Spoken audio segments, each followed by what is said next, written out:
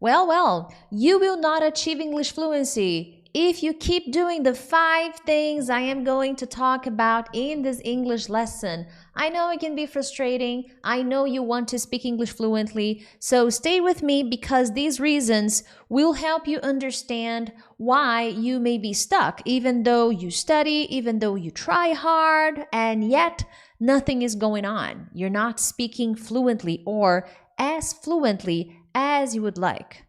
And watch until the end because number 4 and number 5 are actually my favorite ones. I really enjoy those tips. And I know that, well, not actually tips, but the things that you must stop doing. I talk about them all the time to my students online, and I know they're going to help you. If you don't know me very well, hi, how's it hanging? I am teacher Prix, and I'm going to help you talk to anyone, anywhere, anytime in English. Consider subscribing to the channel. You are welcome here. You know, I'm always posting different lessons to help you on your journey to fluency. And I know you want to be fluent because you're watching this video. So let's get cracking. Now, guys, information is infinite and mostly free. So why is your English stuck? Have you ever thought about that? Nowadays, you have AI, you have many different apps and websites and teachers and Instagram profiles and YouTube channels, and yet you stay in the same place. There are many websites and apps that promise fluency fast, but nothing is going on. So here, guys, you need to understand that even though there's a lot of good information out there, there's a lot of misinformation. There's a lot of misunderstanding. And if you keep doing the 5 things that I'm going to talk about, you will stay there, stuck and frustrated, and worse, thinking there's something wrong with you, which is not the case. So let's go to number 1. You let technology think for you, and this is happening so much. I love AI and I use AI. Some of these slides were created with AI. You know, the image, I did the typing, but the image and stuff. Yeah, it's a wonderful tool. It can help you learn more information and learn more quickly. However, it is a slippery road because it makes your brain lazy. Yes. The more technology you use when studying a language, when studying any kind of lesson and information, the lazier your brain tends to become. So ChatGPT and other apps and resources, they can help you write texts. They can fix your mistakes. Well, not 100%, but they do their best. They can answer your questions. And guess what? You don't even realize you're not thinking anymore. You're not thinking in English. You're not using your brain to create. You are outsourcing. Hey, ChatGPT, you do the explanation. You do this phrase. You create this. You create that. You do the work. I just received the information. And unfortunately, because of the generation we are currently in, you know, the lifestyle we have, we are letting technology, and I'm not just talking about ChatGPT, I'm talking about technology in general. We are letting technology become the driver instead of ourselves. So fluency doesn't come from copying perfect answers, getting those weird expressions and phrasal verbs that the application recommended. It comes from hard work, trying, making mistakes, and fixing them, trying to understand how to form your sentences and create your own ideas. When you outsource all of that, guess what? Your brain gets lazy. It doesn't want to do the heavy lifting. You know, it doesn't want to do the work because it knows that you have a lot of resources and technology to do the work for you. So when it's time to speak, when it's time to handle a meeting, a job interview, or a more complicated conversation, you're not going to be able to handle that well. There will be a lot of pressure. You will not think quickly because you're very dependent on technology. Therefore, you will feel like, I'm wasting my time. I'm doing so much work and I am not getting the results I want. And I don't want that for you. So my recommendation here is, of course, you can use AI and other resources and apps and channels and everything. but use them as a GPS, not as the driver. You're the driver. You're responsible for your fluency. You're responsible for forming your phrases, describing your own word, your world. Excuse me, I said word, but I meant world. It's up to you, as I like to sing. It's up to you, New York, New York. So look away from the screen, look up. There's a world out there waiting for you. So you're the one who needs to be on the driving seat. You're the one responsible for your fluency. And if you depend on AI for every sentence translation, every sentence construction, every thought, every analysis, you become addicted. You don't have your voice in English anymore. Instead, you have a machine doing the thinking for you. But then, when it's real life, when you're watching a movie, then you're not able to do it because you're becoming extremely dependent on technology. And that is very sad. I don't want that for you. Okay?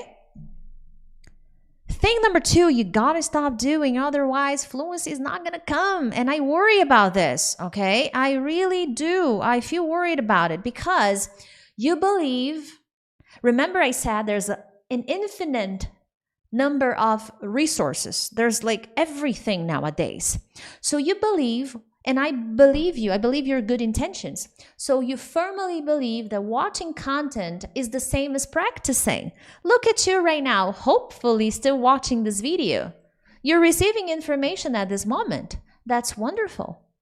But fluency will not come from consuming information, from consuming English. You can spend all your day watching the best English teachers, movies, listening to podcasts, using apps and games, and yet nothing is going to change.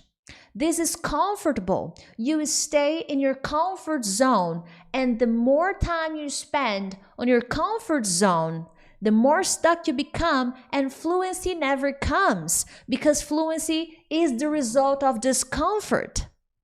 Why do we get worried about our English? Because we're making mistakes, because we don't know all the words, because we don't understand all native speakers. So those are uncomfortable situations that push us forward, that make us want to understand what is happening, what is not working, why am I not improving? If I post here most of my videos on my channel, when I say something like, why you're not learning, what's going on with your brain, what's stopping you from fluency, people watch more. They want to understand what is wrong. So there is discomfort on the journey to fluency. So you need to interact with the language. You need to engage with the language.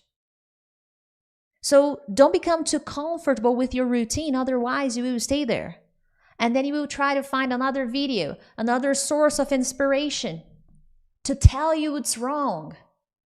But you're just consuming content, and it's easy to fall into this trap. Because if you go to my Instagram, I have many lessons there, very short lessons, because that's the goal of that platform. So I'm always posting short videos and short explanations. So you receive content. Here on my YouTube channel, same thing. But you need to engage with the language. You need to have some discomfort. You need to take action. Because real fluency comes from action. Consuming information is important, and of course you have to do that. But there's a place and time. Now, number 3. Ooh, this one is gonna make some people uncomfortable, but it's not my intention. Let me explain. You compare progress to algorithms. I will explain, okay? And I wish, let me make this slide a little bigger so that you can see. One moment, okay? Look at this. Are you familiar with this, huh? Congratulations, you learned 200 new words this week. You're amazing. You're on fire. Fantastic. Look at this. And then you keep staying in this loop. Oh, another game, another app, and I'm learning 100 words, and I received a notification. Oh, time to review the 200 words you know. Oh, congratulations. Now you are a golden member of this app. You are amazing. You know all the words. Congrats. But the problem with these apps is they make you feel productive. They make you feel like, wow, I know 10,000 words? Huh, look at me, I'm amazing. But that's not real. That's not what fluency is. And unfortunately, you feel like you're in this race, with this competition, this game. Gamification, that's the name of technology, what technology is using. And most of those apps, and I am not here to criticize one app, I'm here to criticize the strategy.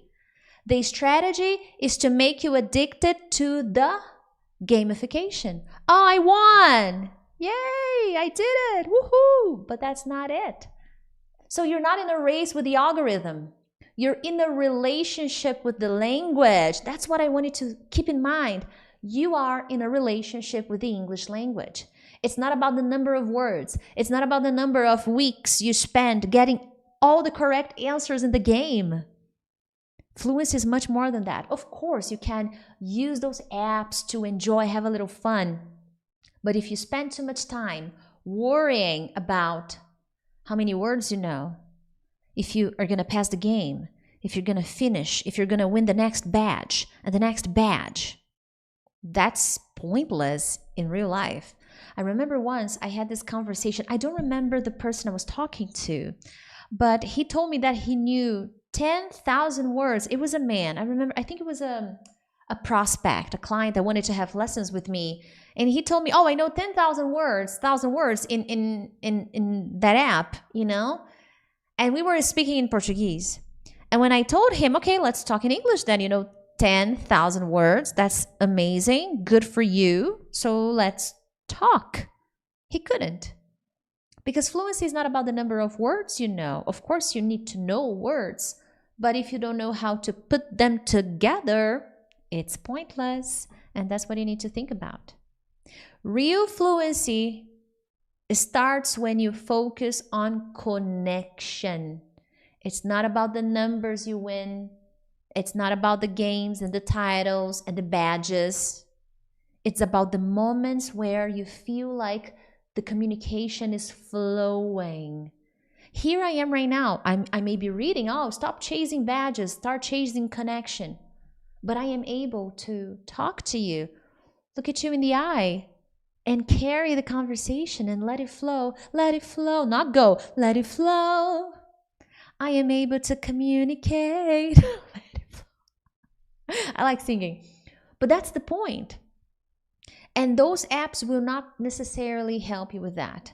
They may keep you in this loop of, oh, I learned a few words, I won some points, I earned some badges, I'm doing well. But in the game of life, people don't care how many words you know. People care about your ability to put your ideas across. That's what matters in the real world. That's what I want for you.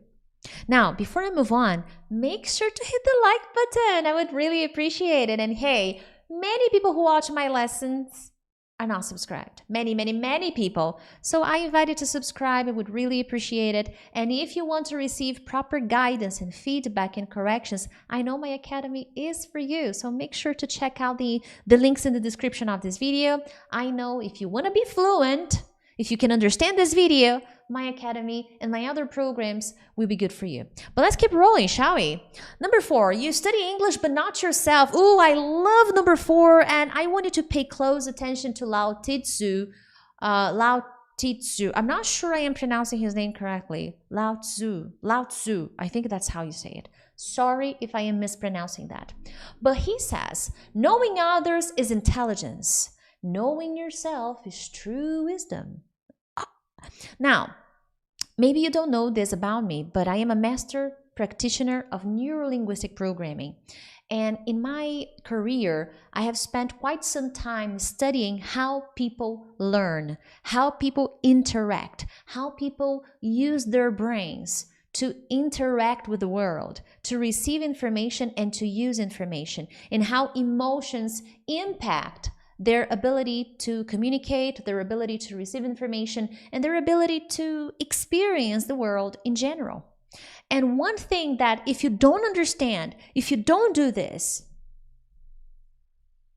you will not be fluent, okay?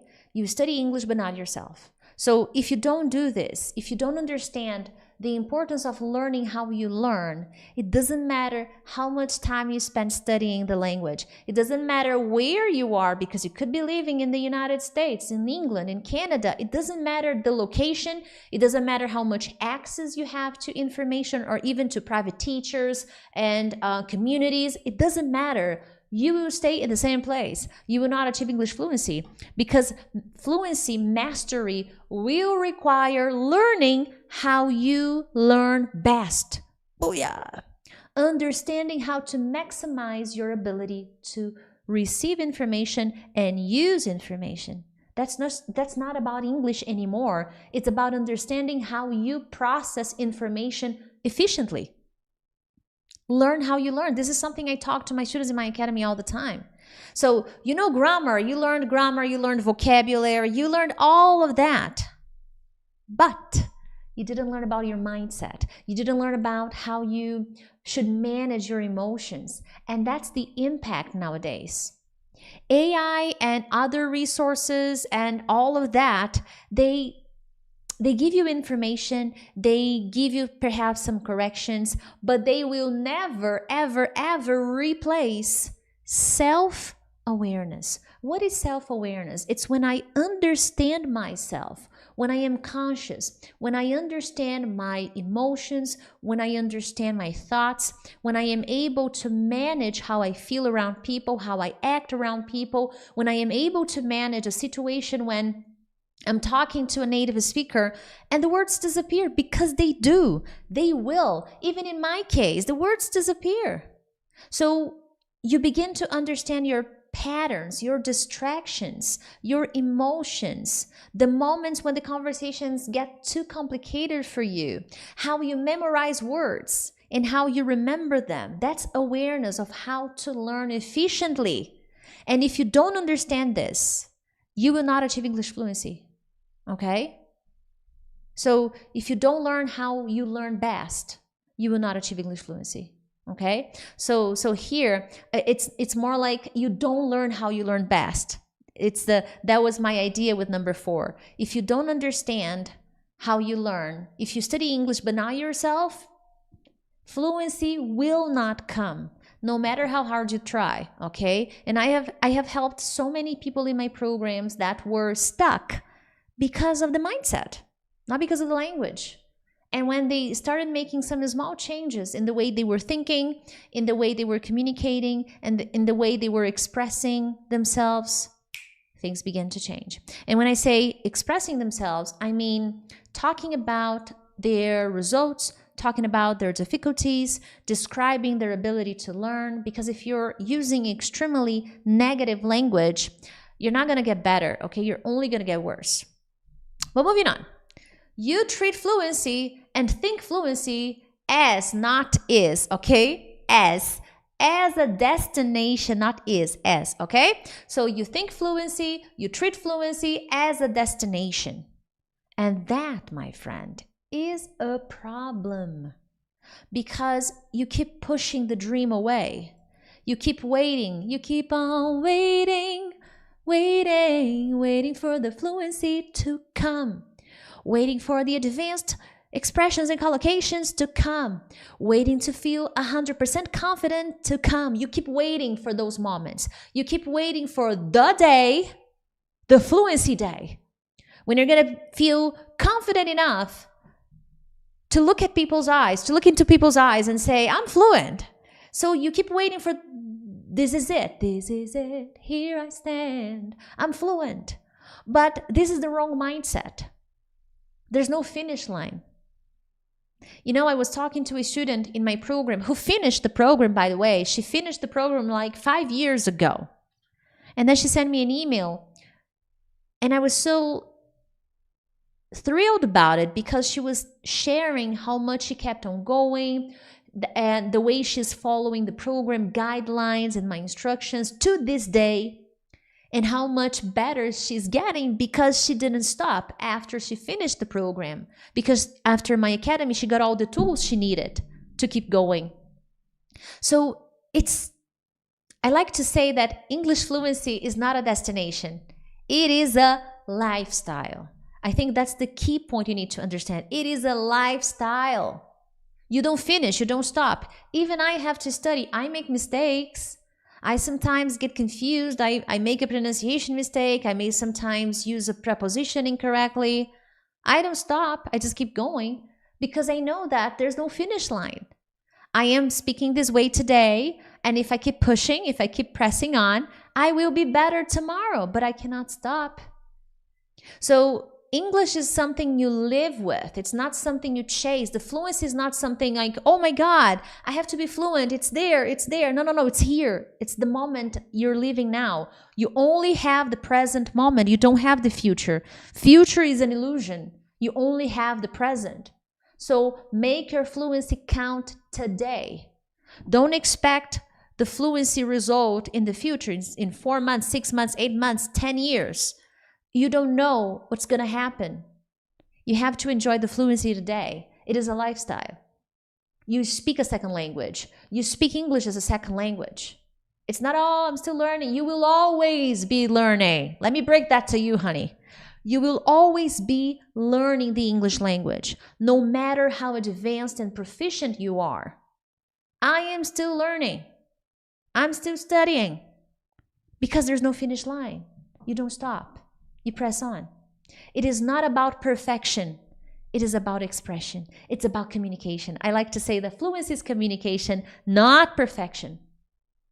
It goes beyond perfection because even native speakers speak imperfectly. Language is always adapting, always changing. There are so many more informalities nowadays because that's what fluency is. It's communication, it's expression, it's your ability to talk about your world. That's what fluency is. Every mistake, every hesitation, every new word, they are all proof that you're growing, you're evolving, you're getting better. And if you don't understand that, if you think that fluency is a place far away, but when I get there, when it happens, then I'll finally feel happy, then you will never feel happy. Then your English will never be good enough. So if you truly want to be fluent, to achieve English fluency and speak with confidence, embrace the journey, embrace the good, the bad, and the ugly, because they are part of life. They are part of your journey to English fluency. I hope you enjoyed this video. Share it with a friend. But other than that, I'll see you in the next one. Bye.